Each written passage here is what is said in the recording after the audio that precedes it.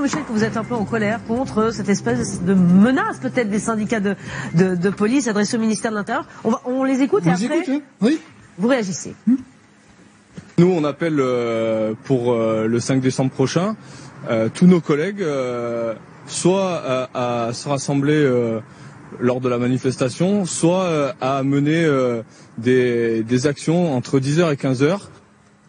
Alors, voilà. Je suis pas en colère, j'ai du mal à comprendre. D'abord, franchement, si on remonte dans le temps, je n'ai pas le souvenir d'une manifestation nationale organisée par la CGT Cheminot, par exemple, à laquelle se joignent des policiers. Je veux dire, c'est quand même, en soi, c'est déjà assez exceptionnel. Que dit Thomas Toussaint de l'UNSA? Là, on vient de l'entendre. Hein, donc, l'UNSA et Alliance sont alliés. Ce sont deux gros syndicats de la police représentatifs. Et Alliance sera avec nous à 8h20. Alors, il dit, on va aller dans les défilés. Vous vous rendez compte des policiers dans un défilé avec un panneau Alliance, policiers en colère, à côté des cheminots, mais entre les manifestants et les policiers manifestants, il y a des mains coupées, des yeux perdus, il y a les LBD, il y a les grenades défensives, il va en falloir des policiers qui travaillent pour protéger les policiers qui manifestent. Alors le plus probable, c'est ce que dit aussi Thomas Toussaint, c'est qu'il y aura des actions symboliques. On va fermer les commissariats le 5 décembre entre 10h et 15h. Et de quel droit, monsieur? Ils vous appartiennent pas, les commissariats?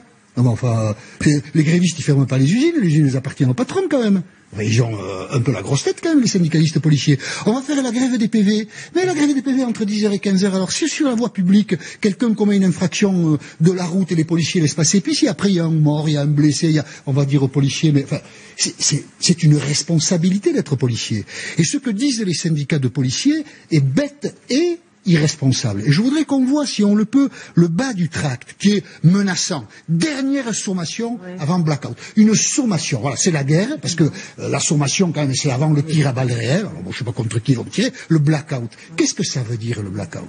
Non, mais il faut qu'il... C'est assez incompréhensible et pas très intelligent, je crois. Jean-Michel, ils ont quand même le droit de se défendre, les policiers. Alors, ils ont le droit de se défendre. Il y a beaucoup de sujets de revendication, on les entend sur ce plateau. Ils ont le droit de se défendre. Ils ont de vrais problèmes, et les problèmes qu'ils rencontrent leur attirent la sympathie de la population.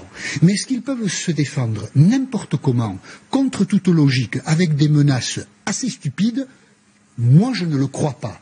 Eux le croient, c'est leur problème, mais moi, je pense que c'est idiot de procéder comme ça. C'est un peu sévère comme jugement, Jean-Michel. Oui, c'est sévère, mais enfin les policiers ne se rendent pas compte que depuis la crise des Gilets jaunes, ils sont protégés par le gouvernement. Il y a 250 enquêtes de l'IGPN qui couvrent des maladresses de policiers, qui ont crevé des yeux et qui ont arraché des mains. Les enquêtes de l'IGPN ne progressent pas parce que le gouvernement ne veut pas qu'elles progressent. Si les policiers doivent commencer à rendre des comptes là-dessus, alors il y aura au sein même de la police beaucoup plus de malaise qu'il n'y en a aujourd'hui.